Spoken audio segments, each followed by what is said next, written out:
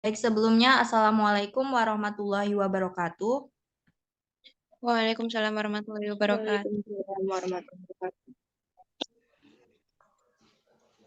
Selamat pagi teman-teman. Perkenalkan dengan saya Rizka Rahmawati dan dengan rekan-rekan saya yaitu Saya Safira Putri Asarini. Saya Salsabili Kusuma. adanya kami di sini adalah untuk memberikan penyeluhan atau sosialisasi mengenai apa sih itu dagu sibuk ke teman-teman sekalian.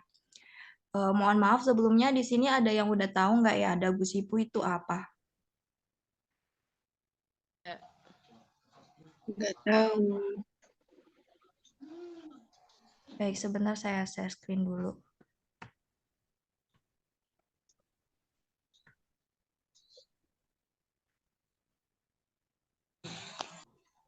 Udah kelihatan kan? Sudah.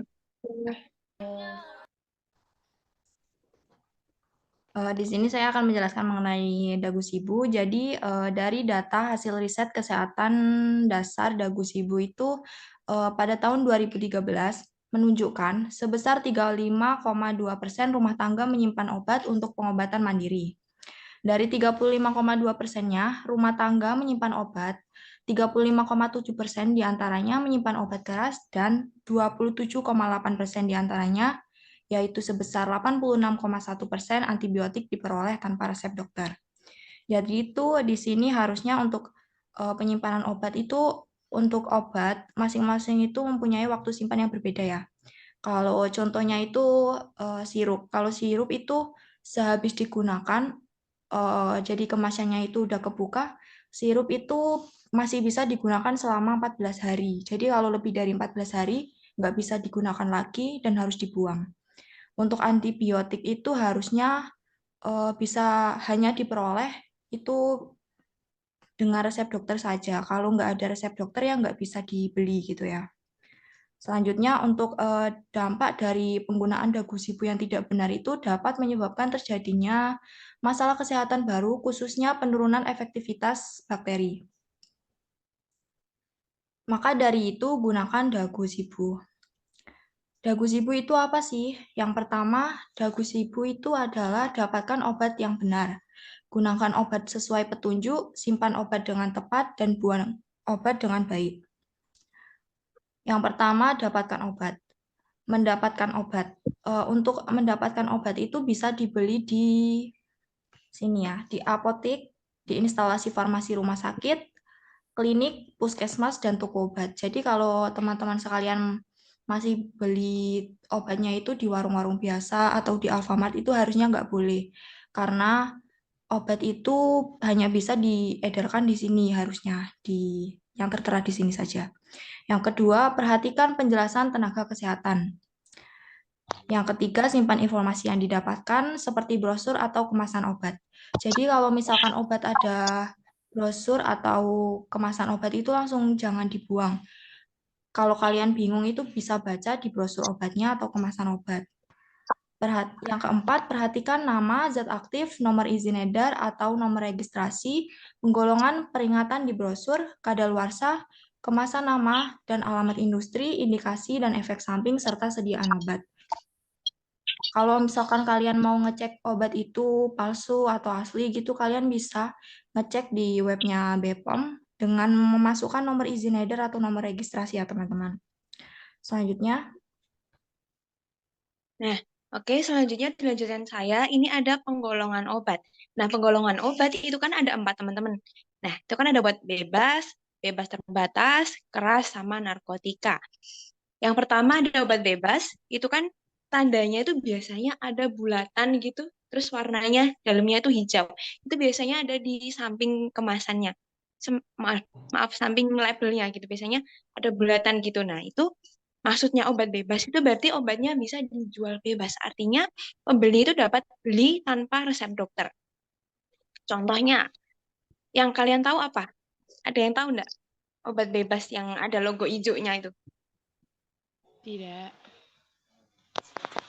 Ya, sebut saja yang biasanya itu umumnya ada paracetamol. Nah, itu. Kemudian ada obat bebas terbatas. Nah, itu ada logo bulat, dalamnya itu ada warna biru. Itu obatnya tuh dijual terbatas. Jadi biasanya tuh hanya di apotek tersebut dan sebagainya. Dan obat itu juga bisa dibeli tanpa resep dokter. Kemudian ada obat keras. Nah, obat keras gampangnya kita lihat ada tanda K atau huruf K yang nanti ada bulatannya terus dalamnya ada merahnya. Nah, itu hanya dibeli dengan resep dokter. Seperti yang disebutkan sama Mbak Rizka tadi kan ada antibiotik. Nah, itu termasuk obat keras. Kenapa kok pakai resep dokter? Karena obat itu untuk mengobati bakteri gitu loh, untuk mengatasi penyakit yang disebabkan bakteri. Jadi ya kalau tidak ada itu ya buat apa diobati pakai itu gitu loh, paham? Paham. Kemudian lanjut ada obat narkotika. Nah, ini tandanya ada palang medali merah. Kayak kalian tahu bentuk kipas? Nah, itu ada 4 tapi gitu. Terus itu obatnya itu juga hanya dibeli dengan resep dokter karena bisa terjadi ketergantungan dan sebagainya. Lanjut. Slide lanjut. Ada gunakan obat. Gimana sih cara gunain obat yang benar itu? Yang pertama itu harus dipastikan bahwa obatnya itu sesuai dengan penyakitnya, sesuai dengan apa yang dirasakan. Seperti itu. Kemudian pastikan juga obat itu dalam keadaan baik, seperti baik dari kemasannya.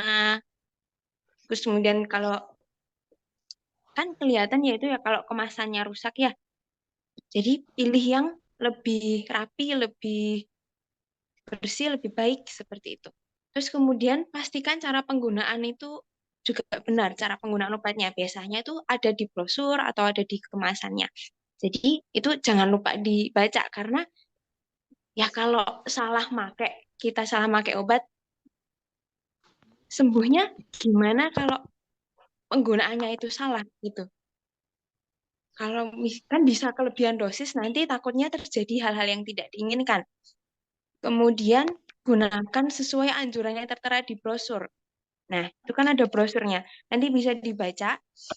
Terus kalau bila minum obat antibiotik itu berarti diminum sampai habis. Jadi tidak bisa kita berhenti gitu. Karena nanti takutnya bakterinya akan muncul lagi.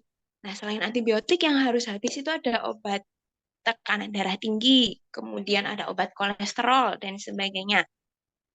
Kemudian simpan informasi obat tadi itu dalam misalnya jangkauan yang biasanya kita lihat, yang biasanya kita mudah nemuin gitu. Lanjut. Nah, lanjut sih simpan obat. Kenapa sih obat harus disimpan? Nah, supaya dapat digunakan hingga masa kadaluarsanya. Dengan syarat obatnya itu tadi ya nggak rusak dan sebagainya. Kemudian caranya nyimpen itu ya sesuai dengan petunjuk penyimpanan. Biasanya juga ada di brosur.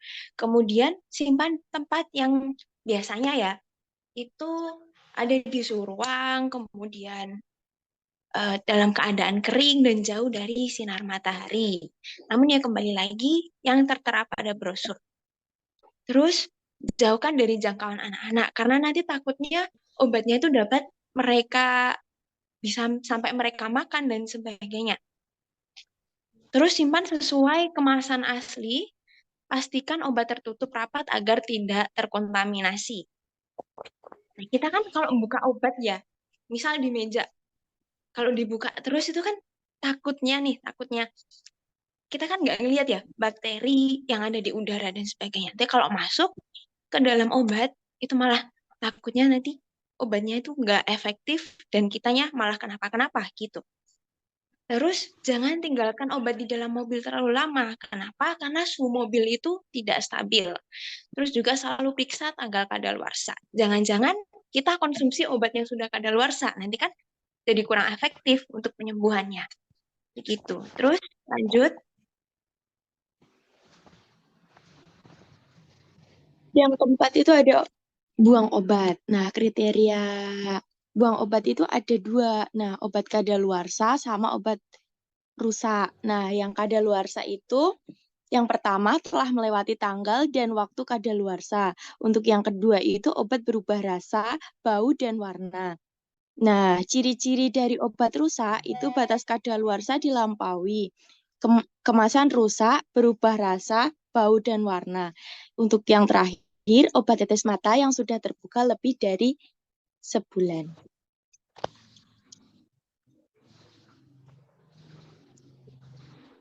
Cara membuang obat, pastikan obat rusak, kadaluarsa, berubah warna, dan tidak diperlukan. Hancurkan obat, kapsul, dan tablet. Untuk obat cair, suspensi sirup, encerkan terlebih dahulu dengan air atau tambahkan pasir dan tanah lalu buang bersamaan dengan sampah lain. Lepaskan etiket dan tutup botol, hancurkan wadahnya. Yang terakhir, obat antibiotik tidak boleh dibuang sembarangan, yaitu membuang label pada wadah kemasan lalu buang obat dengan kemasannya.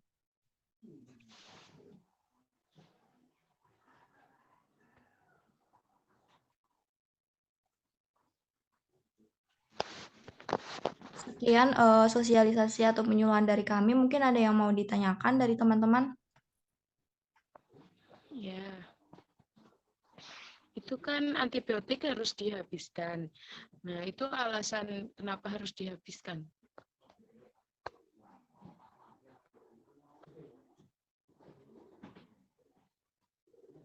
Izin jawab. Jadi itu kan antibiotik obat untuk bakteri ya. Jadi kalau misalkan nih ada pasien ke rumah sakit terus dia dapat resep dokter. Kebetulan dia dapatnya obat antibiotik untuk infeksi. Misalnya obat amoksisilin. Dia cuman minum 2-3 hari karena setelah itu dia merasa udah baik gitu. Nah, terus akhirnya kan nggak dihabisin tuh. Takutnya nanti infeksinya itu belum benar-benar sembuh. Terus nanti ke depannya itu kalau misalkan dia kena infeksi lagi atau apa gitu, dia dapat obat itu, obatnya itu nggak bekerja buat bakterinya. Jadi dia resistensi kepada bakteri. Bakterinya itu lebih kuat, nggak bisa pakai obat itu lagi dan harus pakai obat yang lebih tinggi dosisnya atau obat lain gitu. Ada yang mau ditanyakan lagi? Itu kan biasanya obat banyak dijual di warung biasa. Itu aslinya boleh apa enggak ya?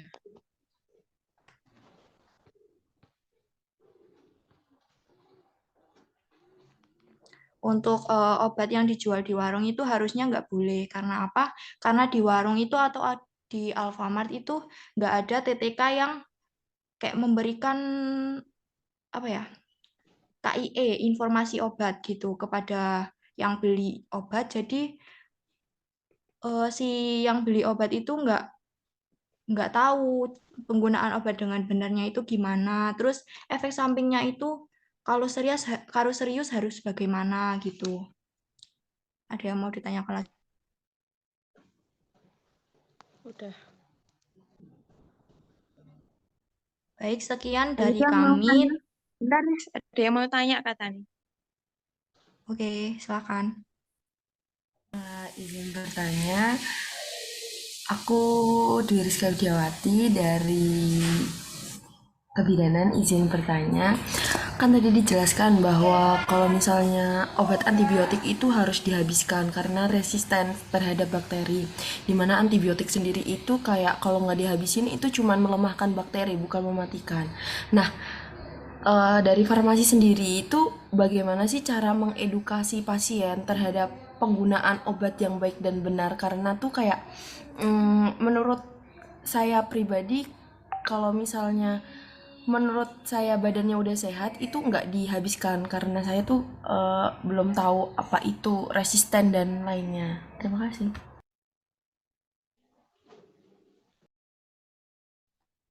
Izin jawab. Jadi seperti yang sudah saya jelaskan tadi, biasanya itu farmasi kalau menjelaskan memberikan edukasi kepada pasien-pasien gitu, nanti ditulisin di etiket ada tulisan dihabiskan gitu dan nanti ditegaskan kepada pasien obat ini harus dihabiskan karena apa? Karena takutnya yaitu kalau nggak dihabiskan bakterinya itu masih masih masih apa? hidup gitu loh. Kan cuman buat melemahkan toh. Takutnya infeksinya masih ada, terus nanti makin lama itu makin serius. Kalau misal sakit lagi, diobatin pakai antibiotik itu nggak bisa, perlunya dosis yang lebih tinggi.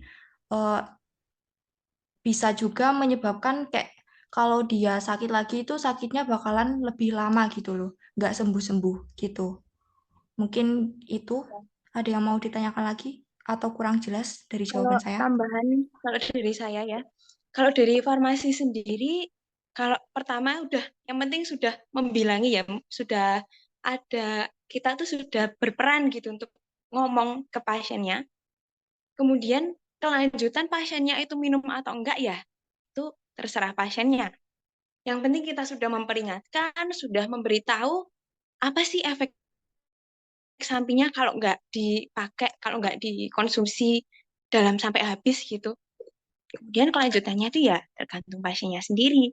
Nanti kalau kenapa-kenapa ya mohon maaf itu ya pasiennya sendiri seperti itu.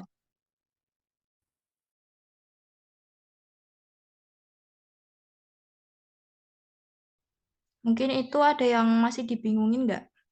Bisa ditanyakan Baik, aja. kalau itu jawabannya sangat membantu. Ada yang mau tanya lagi? Kalau nggak ada, saya dan teman-teman akhiri. Sekian dari kami.